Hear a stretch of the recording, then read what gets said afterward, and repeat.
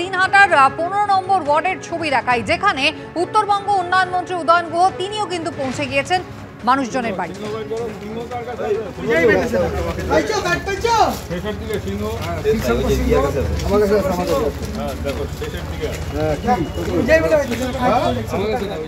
এটা একটা যখন অভিযোগ এসছে আর দেখা গেছে যে মহারাষ্ট্র এবং দিল্লিতে ভোটার লিস্টে জল ঢুকিয়ে দিয়ে সেখানে যারা শাসক ছিল তাদেরকে হারানো হয়েছে বা বিজেপি সেখানে ক্ষমতায় এসছে, আমরা এখানে 1 ইঞ্চি জায়গা কোনো অবস্থাতে ছাড়ব না, যাতে একেবারে ভোটার লিস্ট তৈরি করার থেকে শুরু করে ভোট গণনা পর্যন্ত কোনো রকম সমস্যা যাতে কেউ তৈরি করতে না পারে, কোনো রকম জল যাতে কেউ না মেশাতে পারে, সেটাকে লক্ষ্য রেখে আমরা কাজ করে যাচ্ছি এবং ভোট পর্যন্ত এটা চলবে।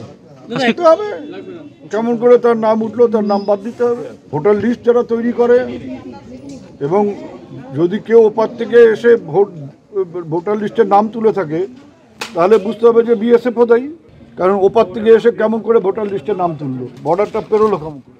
শাসক দলের নেতা মন্ত্রী কাউন্সিলর কেউই কিন্তু বাদ নেই। একেবারে কোচবিহারের পর এবার আপনাদের নিয়ে যাই মুর্শিদাবাদে। আমাদের প্রতিনিধি রাজীব চৌধুরী রয়েছেন আমাদের সঙ্গে। রাজীব, একেবারে পরশুদিন নেতাজি ইন্ডোর স্টেডিয়াম থেকে খোদ মুখ্যমন্ত্রী মুর্শিদাবাদের রানীনগরের অন্তত 4 জনের কথা বলেছিলেন যে একেবারে ভুতুড়ে ভোটার তালিকায় কিভাবে নাম ঢোকানো হচ্ছে, এবং সেখানে অবশ্যই মুর্শিদাবাদকে আলাদা গুরুত্ব তিনি দিয়েছিলেন। সেক্ষেত্রে শাসক দলের পক্ষ থেকে আজকে ঠিক কি ধরনের এই পরিদর্শনের বন্দোবস্ত কি হয়েছে? বাড়ি বাড়ি যাচ্ছেন নেতারা?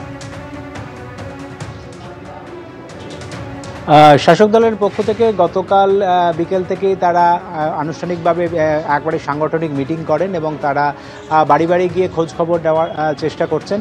এবং যেটা এই রানীনগরের বিষয়টা বেশ কয়েক মাস ধরে কিন্তু সামনে আসে এবং স্থানীয় যে সমস্ত তৃণমূল নেতৃত্ব রয়েছেন তাদের কাছেও একেবারে ভোটাররা ব্যক্তিগতভাবে জানান এবং তারা প্রশাসনেরও দ্বারস্থ হন।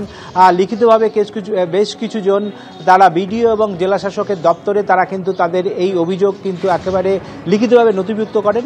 এবং তারপরে যে সংখ্যাটা এই মুখ্যমন্ত্রী এই ঘোষণার পর এবং তারপরে কিন্তু চারিদিকে কিন্তু সবাই প্রশাসনিক স্তর থেকে এবং দলীয় স্তর থেকে সবাই একটু সচেতন হয়ে ওঠেন এবং এই মুহূর্তে রানীনগরে প্রায় 150 জনেরও বেশি এইরকম যাদের ভোটারের এপিক যাদের পাওয়া যাচ্ছে, যাদের নাম রানীনগর রয়েছে এবং একই এপিক নাম্বারে হরিয়ানাতে রয়েছে এবং তাদের এই নামের তালিকা ইতিমধ্যেই একবারে চিহ্নিত করা হচ্ছে। আর কারো নাম এইভাবে 2 জায়গায় রয়েছে নাকি একই এপিকে তারা দেখার চেষ্টা করছেন। এবং প্রশাসনিকভাবে যেটা বলা হচ্ছে সেটা হচ্ছে যে এই ঘটনা যেটা ঘটেছে সেটা হচ্ছে যে একবার নির্বাচন কমিশন তারা যখন